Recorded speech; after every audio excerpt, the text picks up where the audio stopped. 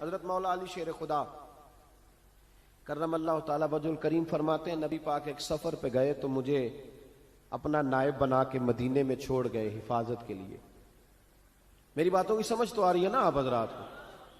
حضور مجھے چھوڑ گئے، کہتے ہیں میرے پاس مال غنیمت کے تھوڑے سے پیسے تھے، میں سونے کا ایک ہار لایا، ایک لاکٹ لایا اور سیدہ فاطمہ کو تحفہ دیا، پہلی دفعہ سونے کا ہار انہوں نے پہن لیا. نبی پاک علیہ السلام کا طریقہ مبارکہ یہ تھا کہ حضور جب سفر پہ جاتے تھے تو سب سے آخر میں سیدہ فاطمہ کے گھر جاتے اور جب واپس آتے تو سب سے پہلے آتے، سب سے پہلے. حضرت علی کہتے ہیں ایک قاصد آیا، اس نے آ کے بتایا کہ کل نبی پاک واپس آ جائیں گے. سیدہ فاطمہ بڑے دنوں سے انتظار کر رہی تھی کہ حضور آئے نہیں، اتنے دن ہو گئے. جب جا کے بتایا نا کہ کل حضور آئیں گے تو کہتے سیدہ نے صبح سے صفائیاں شروع کر دی، کھانا پکایا اپنے محبوب کے لیے، حضور کے لیے بہترین کھانا بنایا اور بہت ساری تیاری کی. کہتے ہیں حضور آئے، حسب روایت حسب عادت، وہی مبارک عادت جو محبوب کی ہمیشہ سے تھی. نبی پاک آئے، پہلا قدم سیدہ فاطمہ کے گھر میں رکھا، السلام علیکم کہا اور سیدہ نے وعلیکم کہا تو حضور نے ان کا چہرہ دیکھا تو واپس چلے گئے. حضرت فاطمہ رونے لگ گئی. مولا علی شیر خدا کہتے ہیں میں گھر آیا تو بی بی صاحبہ زاروں قطار رو رہی. فاطمہ کیا ہوا؟ کالی پتہ نہیں، حضور سلام لیا واپس چلے گئے، ایسا کبھی ہوا ہی نہیں، پتہ تو کریں. شیر خدا کہتے ہیں میں مسجد میں گیا تو نبی پاک بھی ایک کونے میں بیٹھ کے رو رہے تھے. میں نے کہا یا رسول اللہ آپ یہاں رو رہے ہیں، فاطمہ وہاں رو رہی ہے، بات کیا ہے؟ تو نبی کریم علیہ السلام نے فرمایا وہ میری بیٹی ہو کے سونا پہنتی ہے، اگر فاطمہ بھی سونے سے پیار کرے گی تو امت کی غریب بیٹیاں کدھر جائیں گی؟ وہ بھی سونا پہننے لگ گئی ہے، وہ بھی اگر یہ کام کرے گی تو غریبوں کی بچیاں کس کے طریقے پہ چلیں گی؟ وہ بھی سونا پہنتی ہے. حضرت علی کہتے ہیں میں نے کہا یا رسول اللہ انہوں نے نہیں پہنا، وہ تو میں نے لا کے دیا ہے، انہوں نے خواہش نہیں کی. تو محبوب نے فرمایا اسے جا کے بتاؤ. حضرت فاطمہ الزہرا رضی اللہ تعالی عنہا کو جا کر کے بتایا گیا کہ محبوب پاک تو اس بات سے آپ سے ناراض ہے. حضرت فاطمہ نے اسی وقت سونا اتارا، کہا علی جو مدینے میں سب سے غریب گھر ہے اسے دے آ جا کے. بھائی نبی پاک نے انہیں سادگی میں رہنا، پاکیزگی میں رہنا سکھایا، انہیں حسن سکھایا، انہیں عبادت سکھائی. نبی پاک علیہ السلام، یہ تو ساری دنیا بیان کرتی ہے کہ امام حسین نبی پاک کے کندھے پہ بیٹھ جاتے تھے سجدے کے عالم میں تو 72 تسبیحیں حضور پڑھتے تھے. پتہ ہے حضور سکھاتے کیا تھے؟ نبی پاک امام حسین کو سجدہ کرنا سکھا رہے تھے. حضور سجدہ کرنا سکھا رہے تھے، سجدہ کرنا. پورے کربلا کے واقعے میں کسی جگہ بھی امام حسن اور امام حسین نے کسی ایک مقام پہ بھی یزیدیوں سے کوئی مطالبہ نہیں کیا، کوئی بات نہیں منوائی، کہا جو تمہاری مرضی. ایک بات صرف کی، ایک گزارش، توجہ ہے میری بات پر، ایک بات صرف کی، ایک مطالبہ رکھا. جب 9 محرم کو عمر بن سعد نے، شمر نے، ان سب نے کہا نا کہ حسین یا اب بات ختم ہو گئی، یا بیعت کرو یا جنگ کرو، تو امام حسین نے فرمایا مجھے ایک رات کی مہلت دو. علی کے بیٹے مہلت مانگ سکتے ہیں؟ بولے نا یار، مہلت مانگتے تھے وہ؟ کیا ضرورت تھی؟ امام حسین نے فرمایا مجھے مہلت دے، ایک رات رہ گئی ہے، میں راج کے سجدے کرنا چاہتا ہوں. سجدوں کے لیے مہلت مانگی، سجدوں کے لیے. توجہ ہے میری بات پر؟ محفلیں لمبی، نمازیں چھوٹی. 24 گھنٹے آپ کسی کو بٹھا لیں باہر، وہ بیٹھا رہے گا، گپے لگائیں. نماز کا ٹائم ہوگا تو پتہ نہیں کیا ہو جاتا ہے، لوگوں دوڑ گئے، او ہو نماز پڑھنی پڑ جائے گی. ایسے لگتا ہے جیسے کوئی بہت مشکل مرحلہ آن پڑا. بھائی کربلا والوں کا تو پیغام ہی نماز ہے، ان کا تو طریقہ ہی نماز ہے.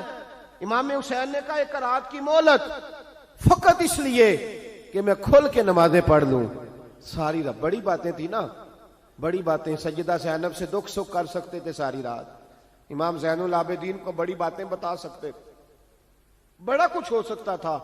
لیکن امام زین العابدین کہتے ہیں ساری رات حسین ابن علی نے سر سجدے سے نہیں اٹھایا. چل تو اس طرح کر، امام حسین تو ساری زندگی ساری رات پڑھتے رہے نا، تو چل ایک رات کی عبادت کر ان کے نام پر، ایک رات ساری جاگ. نہیں نا تسی ہاں کی تھی، ایک رات کہی ہے میں نے، بڑا مشکل ہے ہمارے لیے. آپ یقین کریں مسلح، اور پھر کسی نے ہمیں کان میں بتا دیا کہ تسی نسبت آ لے ہو، تسی بخشے ہو. اے کوئی پکی گل دس گیا ساری، اس میں کوئی شک نہیں کہ نسبت سے بخشے جائیں گے. لیکن امام حسین ڈائریکٹ نواسے ہیں نبی پاک کے. اگر وہ نسبت کے باوجود بھی ساری ساری رات نماز پڑھتے ہیں، تو کس قسم کا نسبت والا ہے کہ 10 محرم کو بھی تیری ساری قضا ہو جاتی ہے، ساری قضا چھٹی، ہم نسبت والے ہیں. بس نسبت کا یہ معیار ہوتا ہے. نسبت کا معیار یہ ہوتا ہے کہ جو محبوب نے کیا وہ ہم نے کر کے چھوڑنا ہے، وہ کام کرنا ہے. اور پھر اہل بیت نبوت کا اسوہ حسنہ پردہ ہے. پردہ بڑی گمراہی آ گئی ہے امت میں.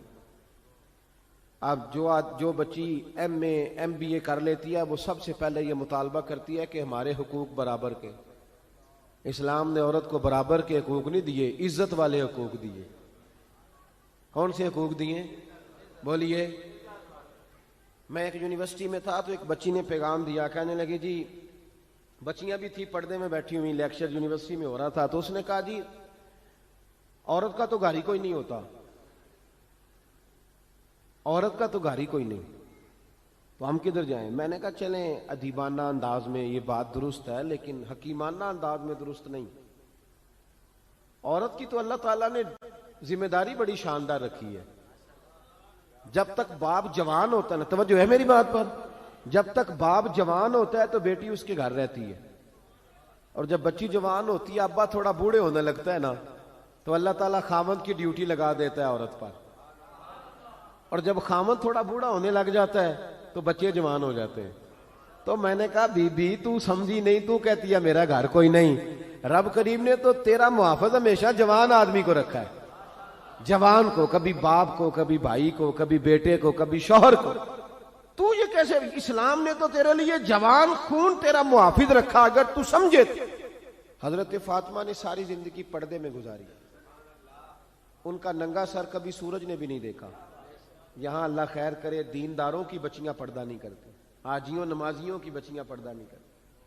کپڑے استری نہ ہو تو گھر میں جھگڑا شروع ہوتا ہے، اور بی بی پردہ نہ کرے تو پرواہ کوئی نہیں. حضرت عبداللہ بن سہل ایک تابعی بزرگ ہے، نام یاد رکھنا. عبداللہ بن سہل کہتے ہیں سیدہ زینب جب کربلا سے واپس آئیں تو وہ میری پڑوسن تھیں. 15 سال کہتے ہیں میں ان کا پڑوسی رہا ہوں. 15 سال، 15، امام شورانی نے اس کو لکھا ہے، 15 سال میں حضرت زینب کا پڑوسی رہا. کبھی ہوتا ہے نا کہ بی بی برقع پہن کے باہر نکل آتی ہے، بازار جانا ہے، دوائی لینی ہے، کوئی کام ہے. کہتے ہیں 15 سال میں پڑوسی رہا، پر میں نے پردوں میں چھپی ہوئی زینب بھی کبھی نہیں دیکھی. ہوتا ہے نا برقعے میں بندہ بی بی دیکھ لیتا، میں نے پردے میں چھپی ہوئی بھی بی بی کبھی نہیں دیکھی. تو کربلا والوں کا تو طریقہ پردہ ہے، ان کا طریقہ. اب آخری بات سنیں، کربلا والوں کا طریقہ حوصلہ ہے، ہمت ہے. ہمارے ہاں نا خودکشیاں عام، جھگڑا عام، لڑائی عام. اس کی وجہ یہ کہ حوصلہ کوئی نہیں. ذرا سی بات کوئی بندہ برداشت کرنے کو تیار. اہل بیت کا جو طریقہ ہے نا وہ حوصلہ ہے، وہ صبر ہے. وہ چلے محبت کی بات ہے کر دیتا ہوں. ایک بابا جی سے میں نے پوچھا، میں نے کہا جناب صحت کیسی ہے؟ کہ دکھا نہیں وڈیریاں کر چڑیا. میں کہ کنی عمر تہاڈی؟ کہندا میں عمر تے ایویں 76 کو سال ہے. تے میں کہ دکھاں تو بغیر بھی ہن تساں وڈیریا ہی ہونا سی. بس کر دے، دکھوں کو بدنام کیا ہوا بلا وجہ. اب بس کریں، وڈیرے ہونا تھا کہ نہیں ہونا تھا؟ تے نہ دکھاں دا لا دیتا ہے. ہجوم غم میں بھی توہین نے ضبط غم نہ ہوئی، ہم تو اس احتیاط سے روئے کہ آنکھ نم نہ ہوئی. اللہ والے تو مطلب شکوہ کرنا ہر وقت شکوہ، حوصلہ ہی کوئی نہیں، سکون ہی کوئی نہیں، پریشانی بڑی ہے جی، آزمائش بڑی ہے. کبھی آپ نے کہیں سنا ہے کہ واقعہ کربلا کے بعد حضرت زینب معاذ اللہ نفسیاتی مریض ہو گئی تھی؟ امام زین العابدین، سیدہ سکینہ، حضرت صغرا، وہ حوصلے میں رہے، متوانا رہے. امام زین العابدین نے اس کے بعد بھی کئی دفعہ پیروں میں بیڑیاں پہنی، کئی دفعہ. سادات کا خاندان چلا. یہ جو داتا علی اجویری نے آ کے آپ کو کلمہ پڑھایا، یہ بھی سید زادے ہیں. سیدوں کا قافلہ رکا نہیں، یہ خواجہ اجمیری بھی سید زادے، غوث پاک جیلانی بھی سید زادے. یہ سادات کا سلسلہ چلتا رہا. بار بار آ کے امت کی قیادت کی ان لوگوں نے. جب دیکھیں نا یہاں کسی بندے کا کٹا ہوا ہاتھ پھینکا جائے نا، بلکہ انگلی پھینک دی جائے، تو لوگ ڈر کے بھاگ جائیں گے. کسی کا، اپنے کسی کا نہیں، کسی کا. کیونکہ انسان کا وجود کٹ جائے تو دہشت پیدا ہوتی، آپ ڈر کے بھاگ جائیں گے. امام حسین کا کٹا ہوا سر، توجہ ہے میری بات پر؟ ذرا غور کرنا، بندے کا سر کٹ جائے، ہم سنتے ہیں بات پر غور نہیں کرتے. دھاڑ ان کا پڑا تھا کربلا میں، کٹا ہوا سر، زلفیں، پگڑی، کٹا ہوا سر نیزے پہ. آگے آگے سر جا رہا ہے، پیچھے سیدہ زینب جا رہی، با پردہ یزید کے دربار میں پہنچی. بی بی صاحبہ پردے میں بیٹھ گئی. یزید کہنے لگا دیکھ لو، اللہ نے مجھے عزت دی اور میرے دشمنوں کا معاذ اللہ کیا حال ہوا. جب اس نے یہ کہا نا تو حضرت نعمان بن بشیر صحابی بیٹھے تھے، اور ساتھ کہتے ہیں میرے ایک نابینا صحابی بھی بیٹھے تھے.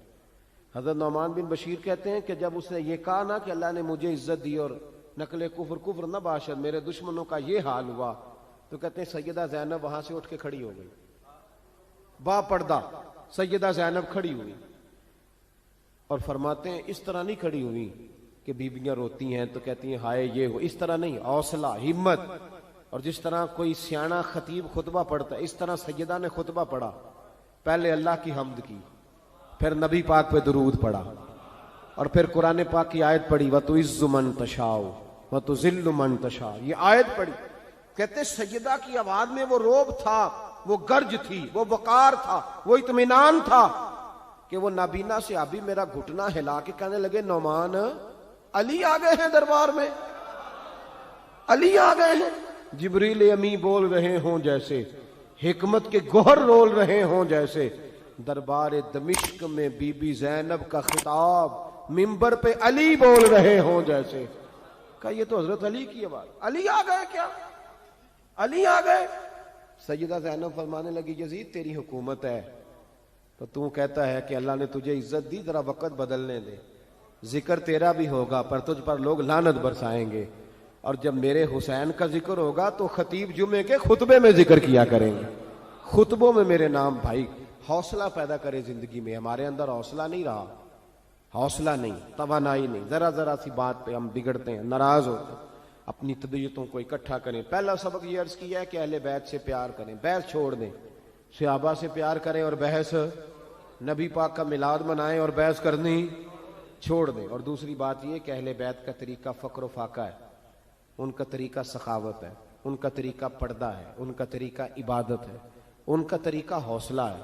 حوصلہ مند زندگی گزاریں، توانائی والی زندگی گزاریں.